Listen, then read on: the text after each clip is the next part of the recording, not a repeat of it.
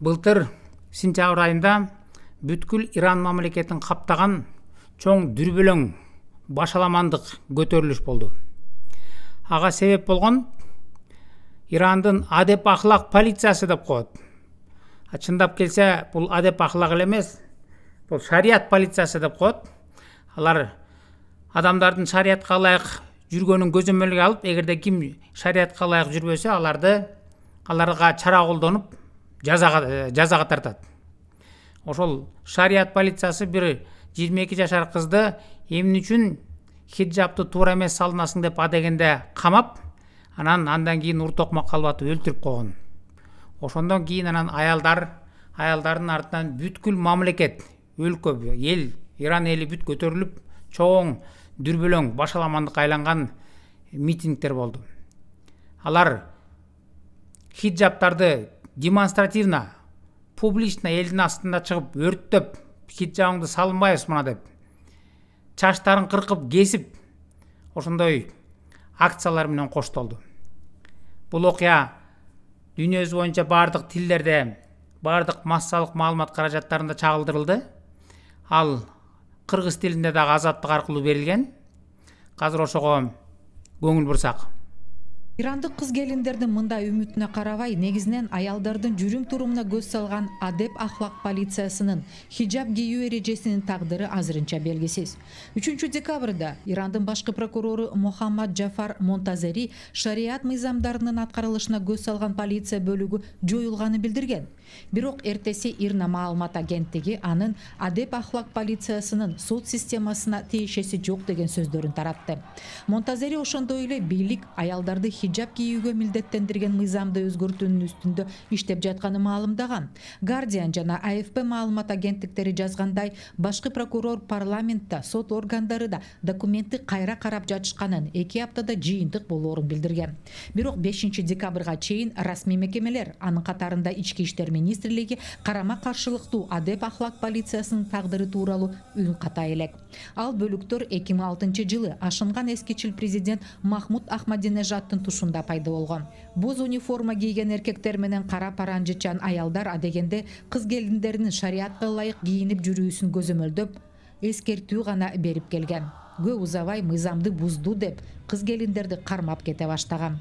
Ошондой учурлардын бири сентябрда студент Махса Амининин өлүмүнө алып келгенден кийин Ирандын чар тарабында аялдар гана эмес, калың эл козголгон.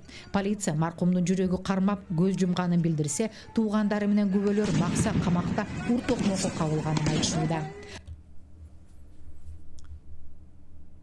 22 жашар кызды эмне үчүн хиджабты туура эмес салынасың деп уртокмак алып өлтүрүп койгон. Ошондон кийин аялдардын аркасынан бүткүл мамлекет көтөрүлүп, анан чоң башаламандык болду. Ушуну эле орусча чагылдырганын да көрүп көрөлүчү. Митинги не прекращаются с 16 сентября, когда стало известно о гибели 22-летней Махсы Амини. Молодая женщина скончалась после избиения полиции нравов. Ее наказали за неправильно надетый хиджаб. Забастовка нефтяников в поддержку протестующих может парализовать работу важнейшей для экономики страны отрасли.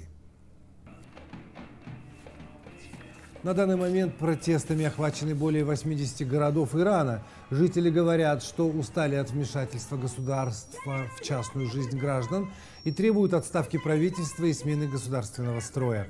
Женщины в знак протеста публично сжигают хиджабы и остригают волосы. После вмешательства силовиков акции протеста переросли в погромы и стычки с полицией. Сообщается, что в ходе протестов иранские силовики убили 76 человек. Большинство погибших женщины. Нынешние беспорядки уже названы самыми многочисленными в стране за последние 3 года. Иранда бул башаламандыктан ондогон адамдар өлдү. Бүткүл мамлекет көтөрүлдү, элдер. Анткени алардын жанына таш батты. Тойдук сенин исламдык шариаттарыңа, сенин хиджабыңа, тыюу салганыңа биз тойдук деп туруп эл көтөрүлдү. Өзүңөр бул жерден көрүп атканда аялдар эле эмес, эркектер дагы бүткүл өлкөдө башаламандык болду. Ал эми биздин элде болсо ата бабабыз мурда башы эч качан колдонуп көрбөгөн хиджаб, никап деген исламдык окутуу бизге мода болуп атат да. Ислам салыштырмалуу биздин өлкөдө жаңы эле келип атат. Акыркы могу эгемендик алгандан бери 30 жылдан бери эле келип атат. Болбосо эч качан биздин ата бабабызда аялдар хиджаб, никап салынып паранжы тагынган эмес. Эч качан жаш эркек балдар сакал коюп Афганистан, Пакистандын дамбалын кийген эмес. Ал көрүнүш мына могу эгемендик алгандан бери эле акыркы 30 жылдын ичинде жайылып келатат. Эгер бул ушул бойдон жайылып жүрүп отурса, анан так эле могу Иран менен Ирактын, Афганистан менен Пакистандын кейпин кийебиз. Мына биздин өлкөдө эле азыркыга чейин мына аракет кылып келатпайбы ошол шарият мыйзамдарын, шарияттардын мыйзамдаштыралы деп. Көп аялдуулукту мыйзамдаштыралы деп келатышат, мыйзамдаштыра албай 30 жылдан бери. Жума күндү эс алуу күн кылабыз деп, ал келбегенде танаписти 2 саатка узартабыз деп аракет кылышкан. Ага каршы болуп койсо аларды өлтүрөбүз, ташпаран кылабыз, кетсин жоголсун, өлсө көмдүрбөйбүз деп чыгышпадыбы. Мына элдин ошол аң сезимин көргөзүп атат. Исламга, исламдык окутууга, исламдын караңгычылыгына ууланган аң сезимдин жыйынтыгы. Эми булар дагы ушул бойдон жүрүп отурса, исламга чыланып, элдин аң сезими. Анан жогоруда айтылган нерселерди дагы көп аялдуулугун дагы, танаписин дагы мыйзамдаштырат. Анын аркасынан хиджабын дагы мыйзамдаштырат. Анан ер болсоң хиджабты чечкенди мындай эле кой, туура эмес салынып көр анан. Мына могу Иранда хиджабты туура эмес салың деп туруп өлтүрүп койду. Бир эле аялдын көйгөйү болгон жок, бул бир эле 22 жашар кыздын.